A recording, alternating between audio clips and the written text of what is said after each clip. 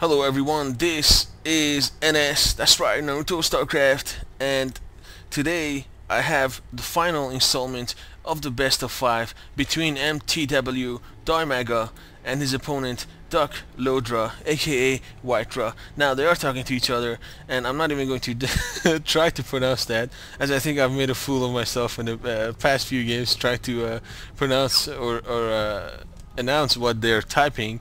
But yeah, here we have the good luck, GG, go go, all that stuff going down. And before I get too deep into this game, I wanted to talk about a couple of things.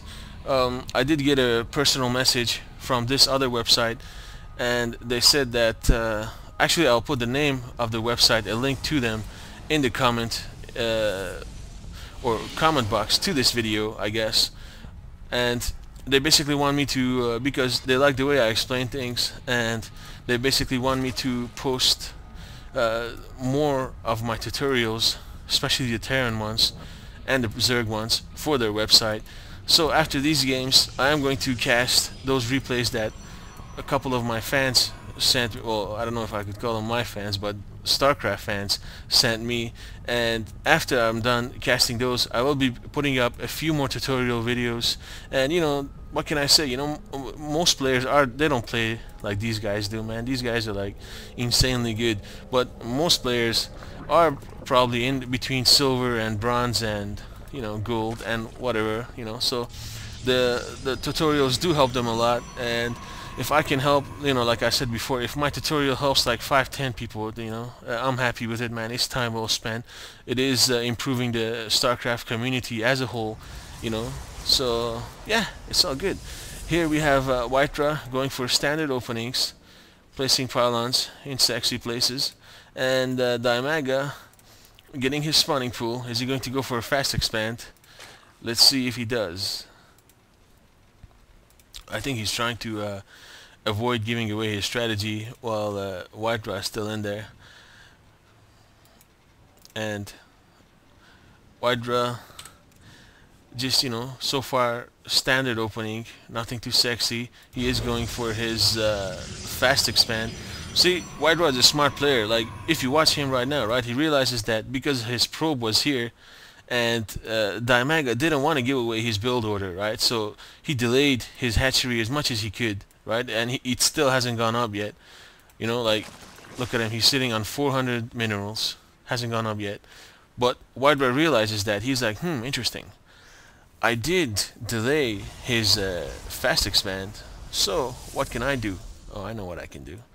I'll go trick him, and I'll get a fast expand myself. That way he thinks that because I delayed his hatchery, I'm building up army, which WhiteRa is not. At this point, he is expanding. He's using that opportunity to expand, even has a forge. Probably gonna put a couple of photon cannons here and there, you know, because photon cannons are just that, man. They're sexy, they're detectors, they attack ground and air. This probe running for its life, it's not gonna happen. This is quite interesting actually, because he went for a roach build and now he's getting lair, so that means he's going to have the speed and whatnot.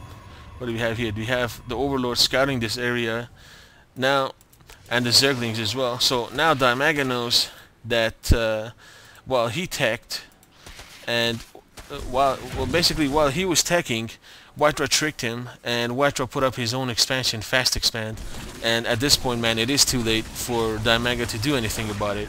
So, you know, StarCraft, man, is such a game of like intense strategy, man. Like one little move, one little mistake will put you behind the whole game, and you'll never catch up again. And as you can see right here, man, just look, WhiteRa is ahead quite a bit in the minerals, a little bit behind in the gas, but you know, it just matters what kind of build you go, right?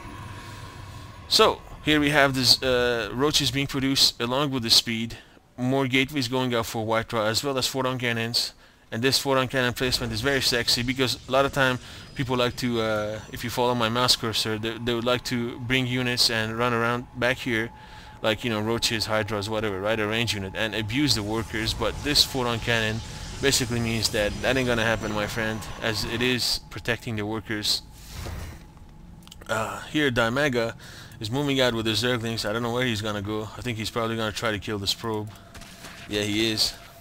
See, I may act like an idiot a lot of times, man, but but my knowledge of the StarCraft is alright, man. You know, I can hold down my own, you know. Oh, Nidus Network, man. See, this is why I love these players, man. They do cool stuff, you know. I don't like seeing macro, and then huge build, huge army, and then, you know, attacking, you know. I like to see cool builds, man, special builds. And where is that Nidus Canal gonna pop up from? See, WhiteRa is smart, man. A lot of times Zerg players like to abuse this area, right? Because, you know, you can't see it due to the steam from those vents.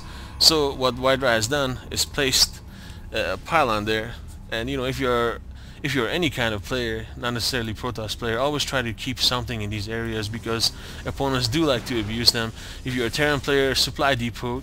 If you are a Protoss player, pylon, and if you're a Zerg, you know, you just keep an Overlord there, man. GG. But yeah, what have we here? We have the Overlord speed being researched, as well as more drones. And what's WhiteRa doing? WhiteRa is just being WhiteRa, you know, producing more gateways. Is he researching Blink? Let's see. He's put up how many gateways now? That is 6 gateways, I believe. There's one down there. So yeah, see, WhiteRa knows because he delayed this hatchery, man. He is in a tremendous position, because if you get your, you know, fast expand early, you know, this may be academic point, but yeah, the reason you get it early is because you have a huge economic advantage right at the start, and he did exactly that. He delayed Dimaga's and he built his own, right? Basically mind gaming Dimaga. Dimaga thought he was probably going to get rushed by a big military force, but he didn't. So here we have WhiteRa producing the robotics facility, and I do believe that he is going for a timing push. Now, I have mentioned in my other videos that a timing push is basically, you know, once this attack upgrade is done, he is going to or as this attack upgrade is being researched, he's going to try to mess up as much units as he can to do as much damage as he could to Dimaga. And Dimaga here researching tunneling claws, and oh, Nidus Swarm going up. Now, where is that going to go? So far, I don't see it. Oh, it's going right here. That's a strange place for it to go. It's not gonna make it. Down it goes. And so does the Overlord. See, actually I have no idea how WhiteRa even saw that, but yeah, I'm not gonna rewind because it always screws up my computer, man, when I rewind too much. So here we have robotics facility, and the first observer has gone out. The second one being researched. Here we have a Nidus Swarm being put up. Roaches coming out of it. Quite a considerable amount of roaches as well. Ton of them, but the force fields are owning the roaches as the range is quite short. But look at that, they are tunneling their claws underground and trying to go to the worker line. WhiteRa has no idea about these guys, and this is going to be good as they are going to pop up and they are going to kill workers, have their way with them, pwn them, take their minerals. But WhiteRa is aware, and oh, he doesn't have an observer here, man. Damn. So yeah, WhiteRa is aware of this, but he can't stop it as he doesn't have an observer nearby.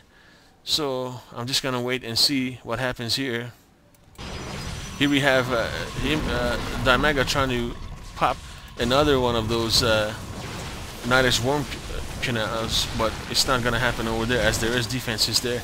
Now he is putting up a photon cannon, so he could see the, you know, it is a detector anyways, so he can see these burrowed units. And I'm surprised he hasn't brought back any of his there's 3 of them gathered up here, man. I guess a little miss micro there by WhiteRa, but yeah, now that the photon cannon is up, the roaches realize that their time has run out. They better do as much damage as they can. And where's that observer? There it is. Come on, that's right. Move your way. Work your way over there. There we go. Those roaches will fall. While Dimaga was doing that, he did fast expand. Well, not fast expand at this point. He did expand more into another area, as you know, he is behind, man, considerably. As you can see over there, he's less workers, far less income. The gas is about similar, but you know, that's because, you know, WhiteRa doesn't need it to be higher so far. So anyways, right now we have WhiteRa has massed up a massive army, and I do believe that Dimaga is in quite a bit of trouble because he doesn't have too many units. He is behind. All he has is roaches and a handful of zerglings, well, about 20 zerglings. But you know, they are being heavily outnumbered by the Protoss. As you can see here, he has realized, as you saw over there, his zergling numbers did pop up a great amount because he did see this attack incoming. But is he going to be able to stop it, really? More Nidus Swarms going up. Is he going to try this area again? Yes, he is. But you know, there's already a couple of actually 3 photon cannons over there, and he is going to be able to stop that. But just checking over the map, as you can see right here, trying to scout and whatnot. Here we have a bunch of roaches coming in, just 3 roaches. But see guys, even this strategy is always worth it, man, because 3 roaches stop this whole area from mining, you know. The burrowing is not going to do much, as there is a detector here. Oh, they're just out of the range of the photon cannon. And here we have WhiteRa's main army, ton of units. A lot of units. How many stalkers is that, man? That's 23 stalkers. So these roaches are going to be ineffective. They did take down a few workers though, but you know, not I think still Dimaga got the worst of that, because those roaches cost more than a few workers. So here we have quite a considerable amount of zerglings going to try to defend this hatchery, and the observer is here, so he will not be able to burrow and, you know, do stuff like that. My god, that's a lot of stalkers. So here we go. The action coming up, force field going up, as well as that shield from the stalkers. So here we have that queen falling almost instantly. I do believe that Dimaga, what is he waiting for? I guess he's waiting to gain in a better positioning. He knows this hatchery is lost. So here we go. He's trying to get his attack going. He does get the surround, and there's a ton of zerglings. But is he going to be victor? Is he going to come out the victor? I don't think so, because there are too many stalkers, and there are a ton of zealots, and they do block off those zerglings from getting to these stalkers. And as you saw over there, there's about 20 or 15 stalkers doing a lot of damage. 22 stalkers actually. But yeah, this one, man, like I said before, it's simple math, man. It is a little bit too late for Dimaga, as his forces are being overrun. There's just simply way too many stalkers, and oh my god, is WhiteRa going to win?